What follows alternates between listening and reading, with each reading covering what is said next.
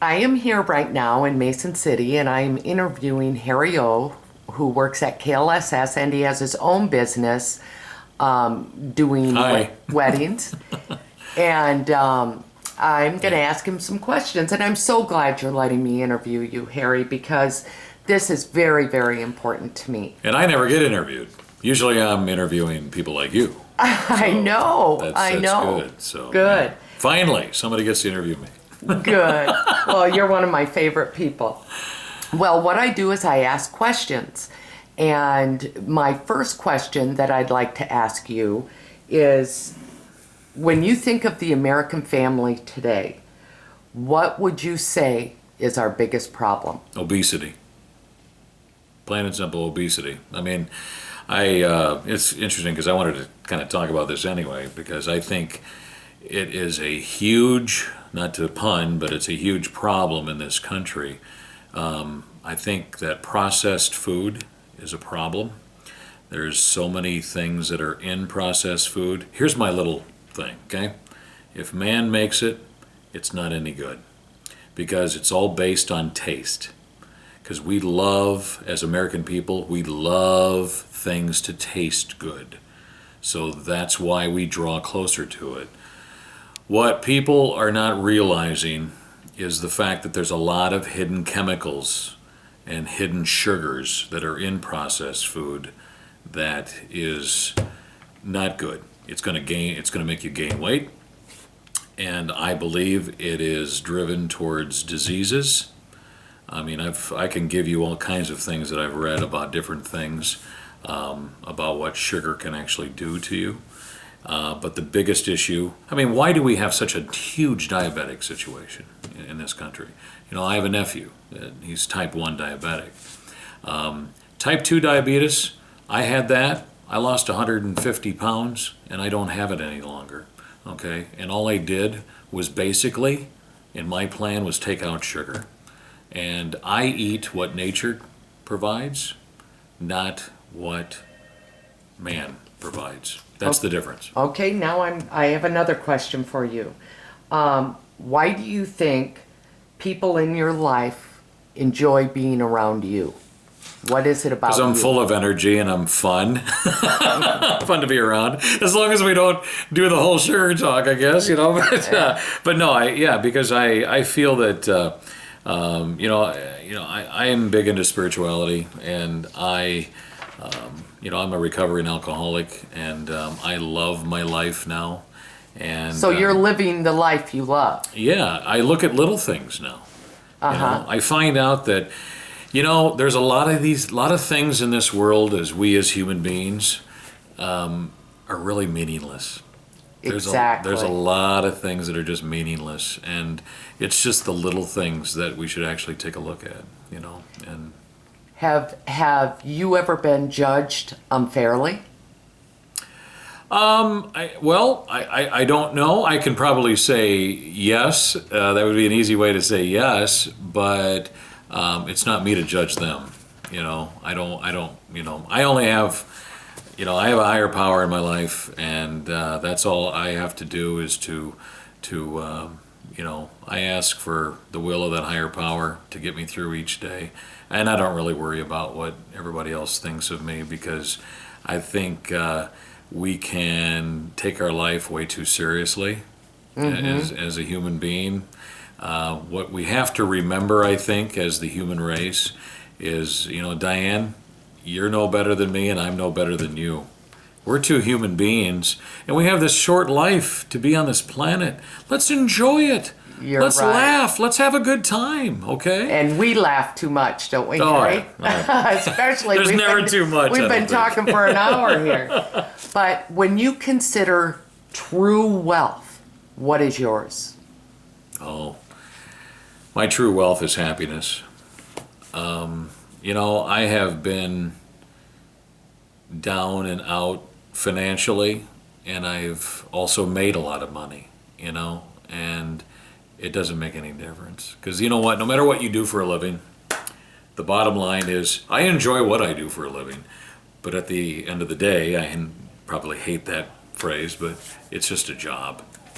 And I do what I'm passionate about, and that's what keeps me. So my wealth is in my passion, probably for my life. That's a great answer. You know, that's what I'm excited about. Because since I know you and I've known you for so long, that is it. It's your passion. But what do you do, Harry? You know, when everybody sees you, they always see this happy guy. When you feel sad inside, how do you still put that happy face on? That's a good question. That's you know, because I mean, I am just like anybody else. I have bad days. I have great days. I have good days. I have bad days. But you know what? I truly believe that life is 90% perception and 10% is my attitude or reaction to it. Okay? So I have to look at everything and just analyze my perception to it, because I think we're always quick to react on everything, right? Right. Always. Well, 90% of that, of just what you see, what you're part of, is your perception, you know? And then what do we do from that? We react. So what is react? So I try to pay more attention to what my reaction should be. It's people should pause. When they see things, or when they get in an argument or some type of you know, conversation. Okay, but would you agree with this, that people's perception is based only on the knowledge for which they have received on that subject? Sure. Sure. So our perception really is not. Yeah, and I think what's important is to open up your mind to you know, there's a lot of new things out there. I mean, we are so quick to judge on everything that I think that we just need to do a better job as a human race, just to accept things. Acceptance is everything. First of all, And compromise? Yep. Willingness, okay? You know, acceptance is a lot. I mean, you know the serenity prayer, right? I mean, Yeah. It's so true. You know, you either accept what you got or you change it, you know? You know, do you have enough in you to change whatever you don't like?